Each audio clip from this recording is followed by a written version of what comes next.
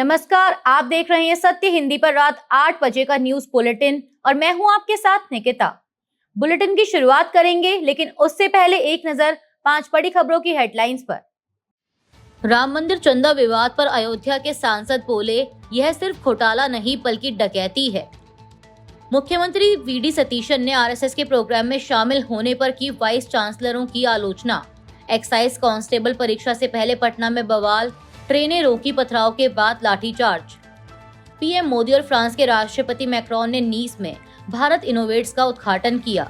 Lok Sabha speaker के साथ बागी नेताओं की बैठक से पहले साइनी घोष और माला रॉय दिल्ली पहुंची। अयोध्या के राम मंदिर में कथित चंदा विवाद को लेकर राजनीतिक बयानबाजी तेज हो गई है।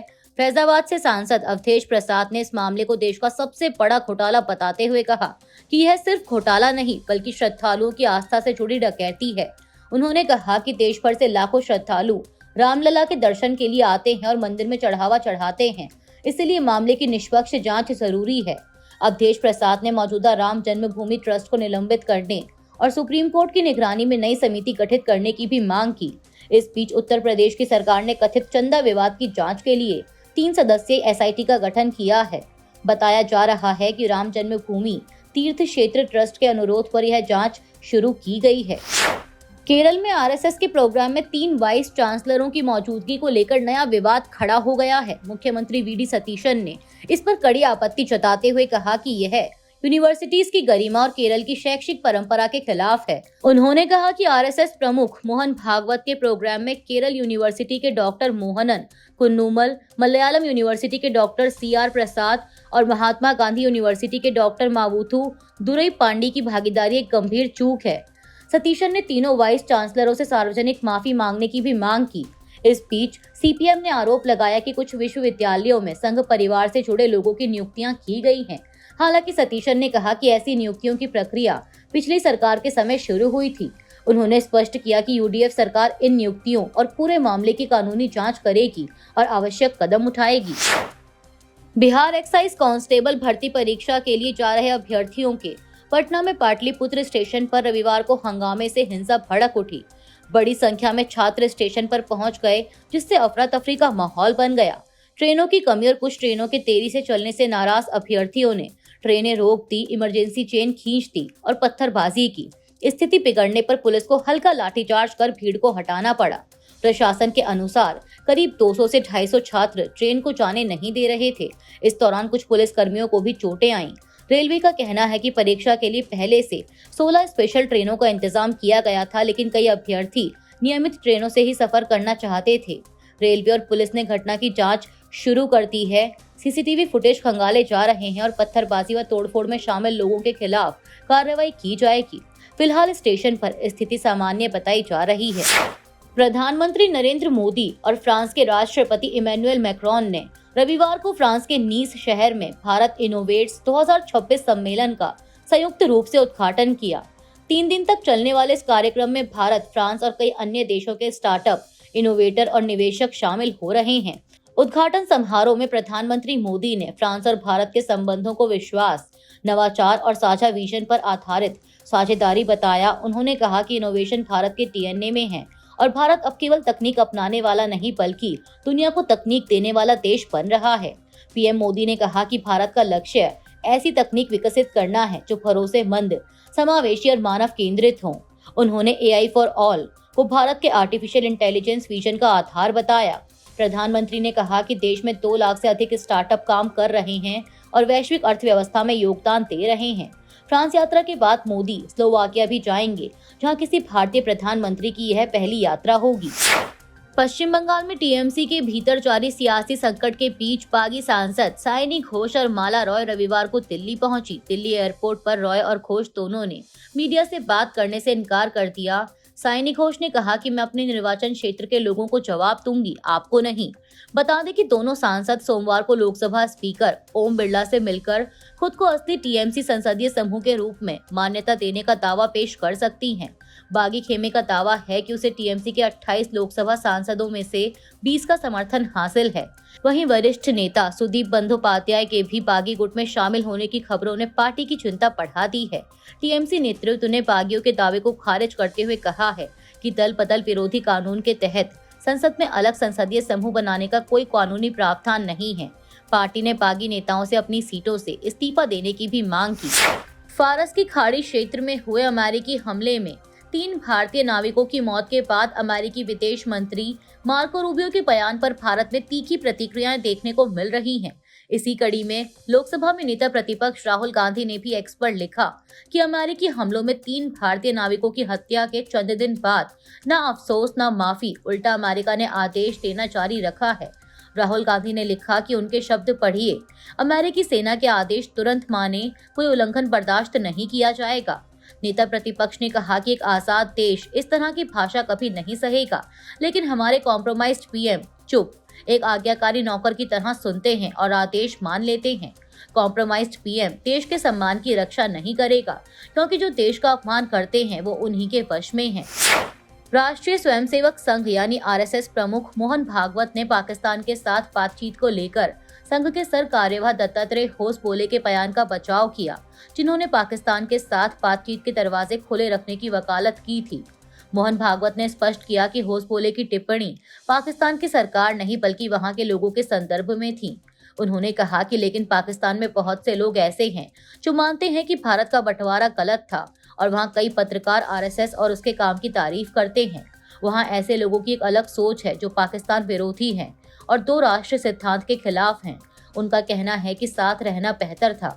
भागवत ने आगे कहा कि भारत को अपनी सुरक्षा और आत्मसम्मान की रक्षा करते हुए संवाद के रास्ते पूरी तरह बंद नहीं करने चाहिए।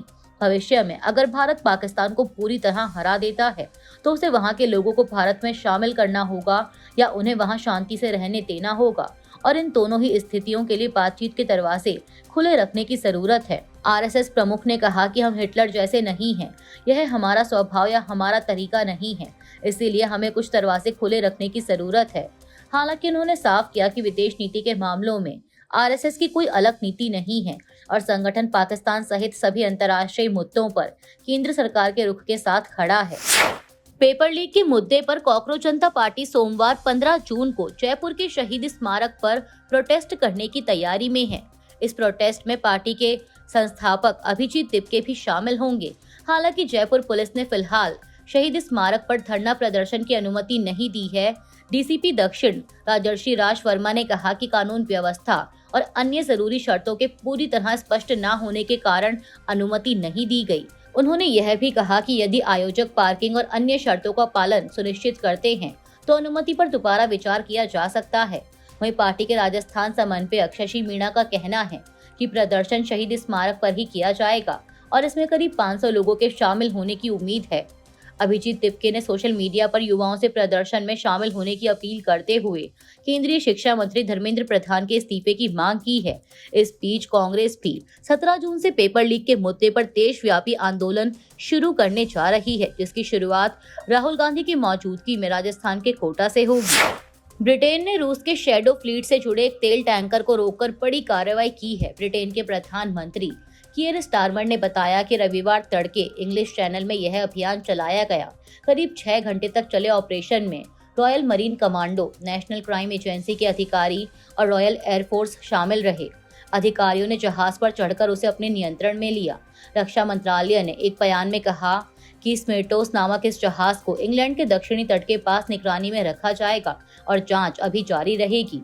कीयर स्टारमर ने कहा कि यह सफल अभियान रूस के लिए एक और झटका है और जो लोग यूक्रेन में पुतिन के युद्ध को मदद दे रहे हैं उन्हें यह याद दिलाता है कि हम उन्हें छिपने नहीं देंगे।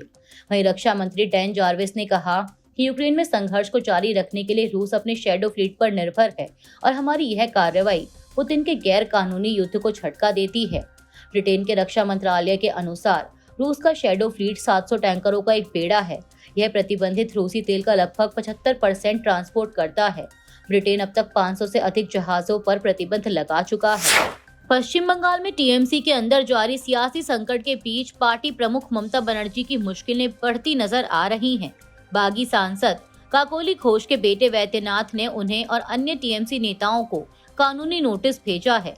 यह नोटिस उन बयानों को लेकर भेजा गया जिनमें दावा किया गया था कि उन्होंने बारासात विधानसभा क्षेत्र से राज्य विधानसभा चुनाव लड़ने के लिए पार्टी से एमएलए टिकट मांगा था।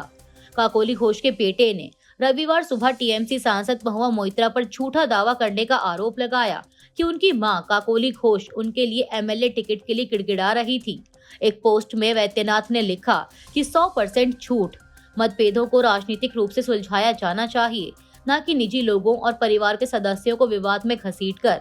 मैं अपने कानूनी अधिकारों को सुरक्षित रखता हूं।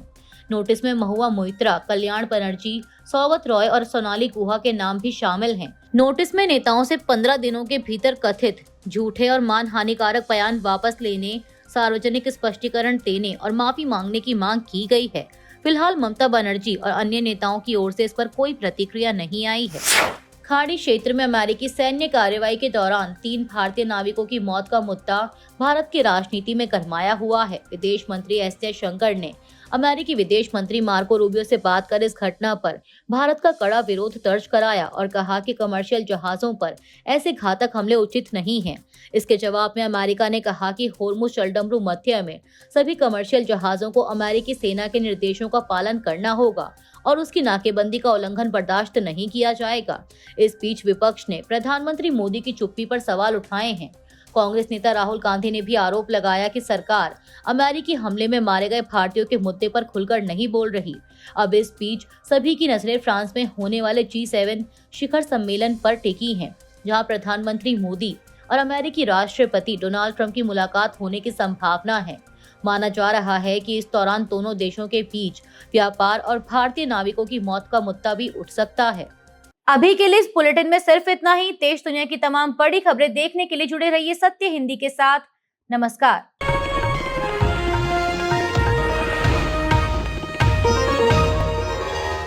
Copyright disclaimer under Section 107 of the Copyright Act 1976. Allowance is made for fair use for purposes such as criticism, comment, news reporting, scholarship, and research. Fair use is a use permitted by copyright statute that might otherwise be infringing.